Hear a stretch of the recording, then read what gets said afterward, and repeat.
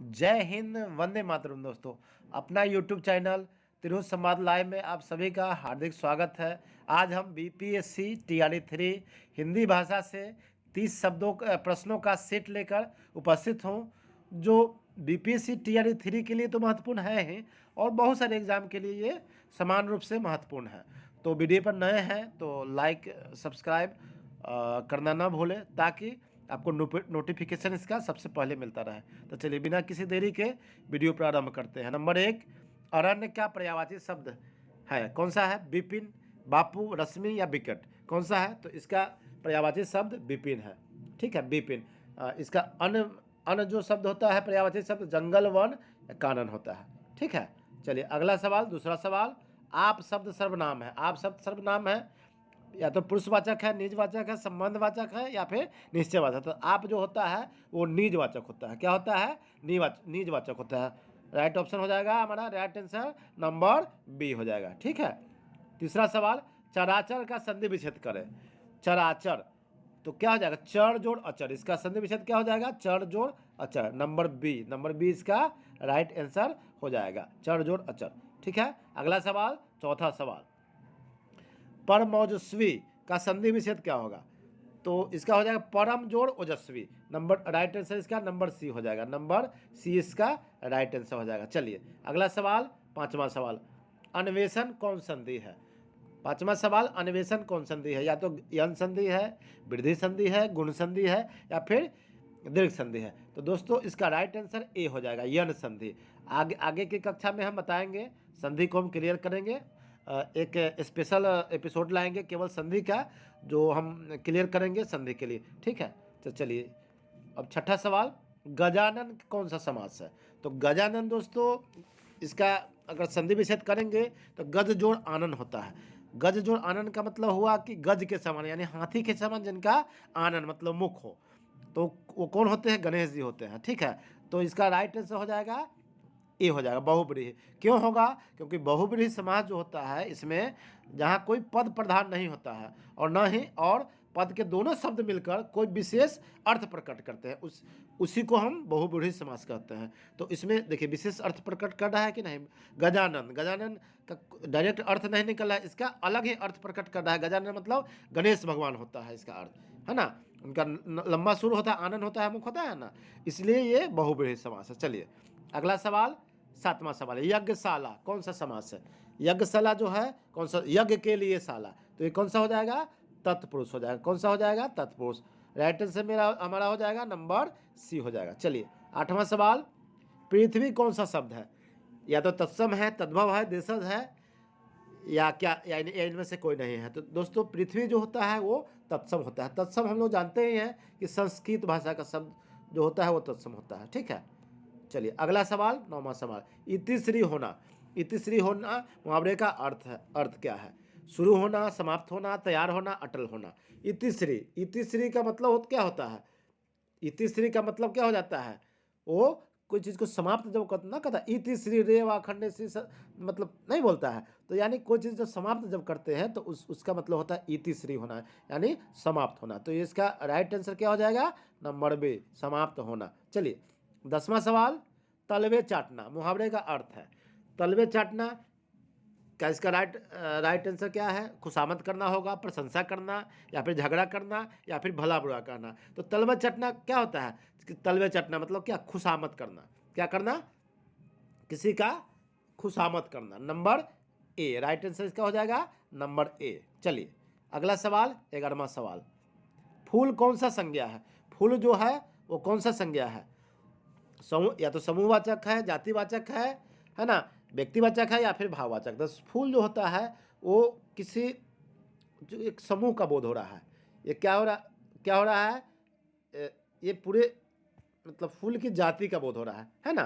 तो ये क्या हो जाएगा? ये जातिवाचक संज्ञा होगा। फूल की किसी विशेष प्रकार के फूल का ये अर्थ नहीं प्रकट कर रहा है, तो इसलिए क्या हो जाएगा? जातिवाचक संज्ञा हो जाएगा। फूलों की एक जाति का ये बोध हो रहा है, इसलिए क्या हो जाएगा? ये जातिवाचक संज्ञा हो जाएगा।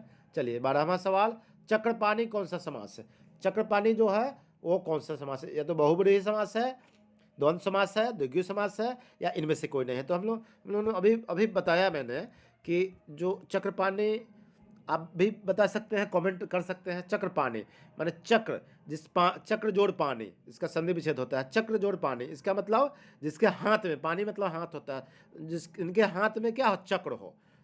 तो इसका चूंकि हमने बताया बहुव्रीहि समास का परिभाषा होता है जहाँ कोई पद प्रधान न होता है और पद के दोनों शब्द मिलकर कोई विशेष अर्थ प्रकट करते हैं, उसे क्या कहते हैं, उसे बहुव्रीहि समास कहते हैं। तो राइट आंसर हमारा निश्चित रूप से ए हो जाएगा, बहुव्रीहि समास। इसका विशेष अर्थ क्या हो जाएगा, विष्णु भगवान होता है चक्र पानी का। ठीक है, चलिए अगला सवाल, 13वां सवाल। कौन सा वाक्य पूर्ण भूत का है, 13 का। चलिए ऑप्शन आप लोगों के सामने है। ये कौन सा होगा 13 का, वह पूर्ण भूत। पूर्ण भूत क्या, वह काम कर चुकी, वह काम कर रही थी, ये नहीं वह काम करती थी, ये भी नहीं वह काम कर चुकी थी। तो ये क्या हो जाएगा, वह काम कर चुकी थी, चुका था, चुकी थी, यानी भूतकाल में हुआ। तो क्या हो जाएगा, पूर्ण भूत ये हो जाएगा। पूर्ण भूतकाल क्या हो जाएगा, ये वह काम कर चुकी थी। राइट आंसर हमारा हो जाएगा नंबर बी हो जाएगा। चलिए अगला सवाल, 14वां सवाल। प्रेम निमग्न, प्रेम निमग्न ये कौन सा है, कौन सा समास का उदाहरण है ये, तत्पुरुष है, बहुव्रीहि है, द्वंद्व है या फिर कर्मधारय है। तो बहुव्रीहि तो नहीं होगा, इसका अलग अर्थ कोई निकल नहीं रहा है। द्वंद्व भी नहीं होगा, है ना, द्वंद्व में भी दोनों पदार्थ होते हैं। कर्मधारय भी नहीं होगा, ये विशेषण विशेष का संबंध होता है उसमें। और तत्पुरुष, प्रेम निमग्न मतलब प्रेम में निमग्न, है ना। तो ये क्या हो जाएगा, ये तत्पुरुष हो जाएगा। क्या हो जाएगा, तत्पुरुष हो जाएगा, ये प्रेम में निमग्न। चलिए 15वां क्वेश्चन, जगन्नाथ का संधि विच्छेद करें। सिंपल है, जगत जोड़नाथ। आपको ये देखना है कि या पहले वाला जो दिया हुआ है, ये जगत जोड़नाथ ये होगा, ये होगा, ये होगा या फिर ये होगा। ये तो दोनों नहीं होगा, इसलिए ये क्या है, जग जोड़नाथ, जगत जोड़नाथ होगा। तो जगत जब भी लिखते हैं तो हम लोग ऐसे लिखते हैं, इस तरह से लिखते हैं। जगत जब भी लिखते हैं तो हम लोग इस तरह से, जगन्नाथ में इस तरह से होगा, है कि नहीं। तो हमारा राइट आंसर क्या हो जाएगा, राइट आंसर हमारा बी हो जाएगा। क्या हो जाएगा, बी हो जाएगा, जगत जोड़ नाथ हो जाएगा। चलिए अगला सवाल, 16वां सवाल। आप कौन सा सर्वनाम है, ये लगता है रिपीट क्वेश्चन है। चलिए आप कौन सा समास है, या तो निश्चयवाचक है, अनिश्चयवाचक है, निजवाचक है, या इनमें से कोई नहीं है। तो दोस्तों बताया था कि निजवाचक। आप जो होता है वो आप, चूंकि ये क्या है, आप, ये निजवाचक है, निजता का बोध होता है, इसलिए ये क्या है, निजवाचक है। नंबर सी इसका राइट आंसर हो जाएगा। चलिए 17वां सवाल। 17वां सवाल है, देशज शब्द का चयन कीजिए। या तो उत्पटांग है, डबल रोटी, रेलगाड़ी, मालगाड़ी, है ना। ये उत्पटांग जो है वो देशज शब्द उत्पटांग ही है। ये उत्पटांग क्या है, देशक शब्द है। तो राइट आंसर क्या हो जाएगा हमारा, नंबर ए हो जाएगा। चलिए 18वां सवाल, विदेशी शब्द कौन सा है। या तो अनाड़ है, पंकज है, विशाल है, अनाज है। पंकज मतलब होता है पंख जोड़ जा, पंख जोड़ जा यानी कमल होता है, पंख जोड़ जा, पंख जोड़ जा मतलब पंख मतलब कीचड़, ज से जन्मने वाला, कीचड़ में जन्म लेने वाला, है ना। तो ये तो नहीं हो, ये तो देशज है।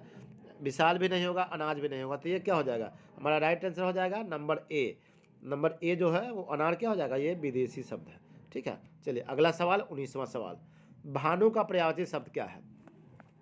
भानु का पर्यायवाची शब्द क्या है। भानु या तो मयंक है, गगन है, सूर्य है, चमक है। कौन सा होगा, तो 19 का सी हो जाएगा। भानु क्या होता है, भानु सूर्य होता है। भानु का अर्थ होता है सूर्य होता है, दिनकर भी होता है, बहुत सारा होता है, भास्कर होता है। चलिए अगला सवाल, 20वां सवाल। उत्कर्ष, उत्कर्ष का विलोम शब्द क्या है। या तो प्रमुत्कर्ष है, अपकर्ष है, विकर्ष है, क्या है, उत्कर्ष। उत्कर्ष मतलब होता है मतलब चढ़ना, मतलब उन्नति करना। ठीक है, तो उसका क्या उल्टा क्या हो जाएगा, विलोम क्या हो जाएगा, अपकर्ष हो जाएगा। क्या हो जाएगा, अपकर्ष हो जाएगा। नंबर बी जो है राइट आंसर इसका हो जाएगा। चलिए थोड़ा सा ध्यान देने की चीज़ है और विकल्प देखने की चीज़ है। विकल्प देखिएगा तो आधा से ज़्यादा सवाल जो है विकल्प के माध्यम से ही स्पष्ट हो जाएंगे। चलिए 21वां सवाल, अंबर शब्द का अनेकार्थी, वही चीज़ है, अनेकार्थी शब्द, पर्यायवाची शब्द, समानार्थी शब्द सब एक ही होता है। ठीक है, अंबर शब्द का अनेकार्थी शब्द क्या हो जाएगा, या तो आकाश होगा, वेद होगा, गज होगा, पंकज होगा। गज तो नहीं होगा, गज हाथी होता है, पंकज कमल होता है, वेद भी नहीं होगा, यह आकाश हो जाएगा। अंबर मतलब आकाश, नभ, गगन, ये सब क्या है, अंबर के ही पर्यायवाची शब्द है या अनेकार्थी शब्द है। तो राइट आंसर हमारा हो जाएगा नंबर ए हो जाएगा। चलिए चलिए 22वां सवाल, पुत्र का पर्यायवाची शब्द है। पुत्र का पर्यायवाची शब्द क्या है? कुमारी है, बेटा है, पोता, बेटी, क्या होगा? पुत्र का क्या हो जाएगा पर्यायवाची शब्द? क्या हो जाएगा? बेटा। क्या हो जाएगा? ये नहीं है, कुमारी भी नहीं होगा, पोता भी नहीं होगा, बेटी भी नहीं होगा, तो हो क्या जाएगा? पुत्र का क्या हो जाएगा पर्यायवाची शब्द? बेटा हो जाएगा। नंबर बी राइट आंसर हो जाएगा हमारा, नंबर बी हो जाएगा। चलिए अगला सवाल 23वां सवाल। 23वां सवाल है, नाक कौन सा लिंग है? नाक कौन सा लिंग है? तो दोस्तों इसके लिए हमको समझना होगा या तो पुल्लिंग है या फिर स्त्रीलिंग है या ए और बी दोनों है। चलिए तो दोनों तो नहीं होगा, ये तो कन्फर्म है, इनमें से कोई नहीं, ये भी नहीं होगा। अब बच गया पुल्लिंग और स्त्रीलिंग बच गया। तो दोस्तों पुल्लिंग है और स्त्रीलिंग है, तो इसका हम लोग वाक्य बना लेंगे। वाक्य क्या बनाएंगे? उसकी नाक लंबी है, उसकी नाक छोटी है, तो क्या स्त्रीलिंग का बोध यहाँ हो रहा है। ठीक है, तो ये क्या हो जाएगा? स्त्रीलिंग हो जाएगा। नंबर बी, नाक क्या हो जाएगा? स्त्रीलिंग हो जाएगा। नंबर बी इसका राइट आंसर हो जाएगा। चलिए 24वां सवाल। 24वां सवाल है, नर का विपरीतार्थक शब्द। ये तो बहुत आसान है, इसका उल्टा शब्द क्या होगा? या तो पुरुष होगा, व्यक्ति होगा, धनी होगा, नारी होगा। नर का पुरुष तो नहीं होगा, पुरुष नहीं होगा, व्यक्ति भी नहीं होगा, इसका विपरीतार्थक शब्द धनी भी नहीं होगा। नर का क्या हो जाएगा? नारी हो जाएगा। नर का क्या हो जाएगा? नारी हो जाएगा। राइट आंसर क्या हो जाएगा इसका? Number D, number D right answer हो जाएगा। 25वां सवाल, अग्नि परीक्षा मुहावरे का अर्थ क्या है? अग्नि परीक्षा मुहावरे का अर्थ क्या है? या तो तपस्या करना होगा, कठिन परिश्रम, कठिन, बहुत कठिन, अधिक दुख, कठिन परीक्षा। तो आंसर कीजिए फटाफट।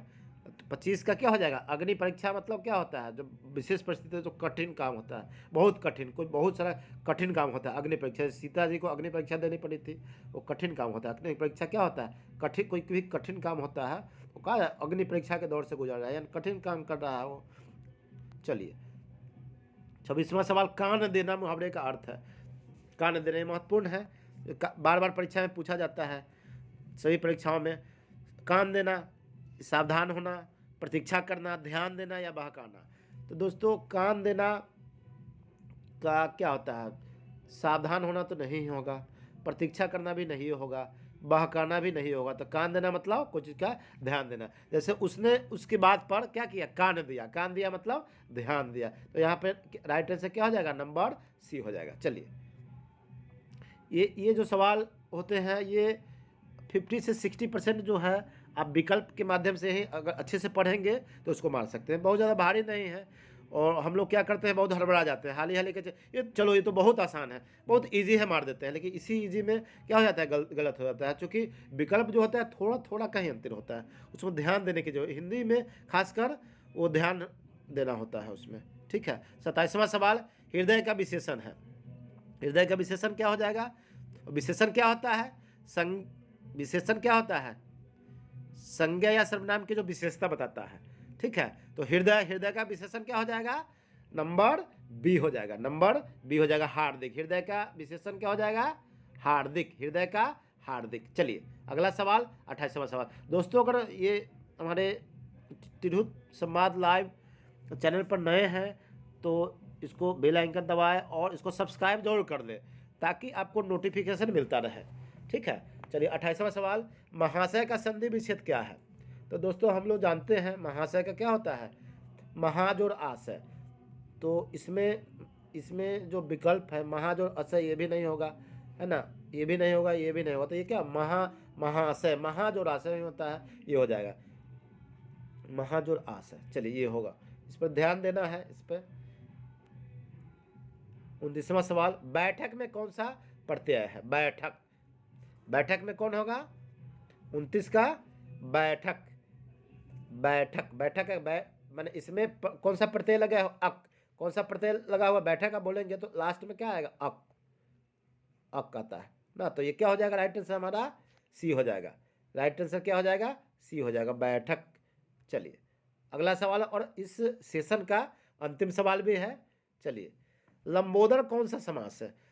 लंबोदर, ये हमको लगता है कि इस पर तीसरा सवाल है, ये है ना। इस पर ये तो बता दूं कि ये हमारा क्रमधारय नहीं होगा। चलिए विशेषण विशेष होता है। अव्यय है, अव्यय होता है पहला, ये भी नहीं होगा। तत्पुरुष, तत्पुरुष भी नहीं होगा, ये हो जाएगा बहुब्रीहि होगा। अब बहुब्रीहि क्यों होगा, पहले भी बता चुके हैं, जहाँ इसमें क्या होता है, कोई भी पद प्रधान नहीं होता है और पद के दोनों शब्द मिलकर कोई विशेष अर्थ प्रकट करते हैं। जैसे लंबोदर, लंबा उदर हो जिसका, लंबा उदर हो जिसका, यानी क्या होता है, गणेश जी का बोध होता है, भगवान गणेश का बोध होता है ना। तो इसका अन अन ये हो गया, अन अर्थ को प्रकट कर रहा है कि नहीं। तो इसलिए इसका राइट आंसर क्या हो गया हमारा, बहुब्रीहि हो गया, नंबर डी इसका हो गया। चलिए, इस तरह से हम लोगों ने हिंदी भाषा से 30 अति महत्वपूर्ण सवालों को देखा। निश्चित रूप से ये आपको बीपीएससी जो टीचर TR3 का जो एग्ज़ाम है उसमें बहुत सारे क्वेश्चन आएंगे इससे, और इसके अलावे भी बहुत सारे एग्ज़ाम जो है जो हिंदी भाषा पे होता है, आधारित होता है, उसके लिए भी अति महत्वपूर्ण है। तो चलिए, वीडियो को लाइक, सब्सक्राइब और शेयर करना ना भूलें। चलिए, धन्यवाद।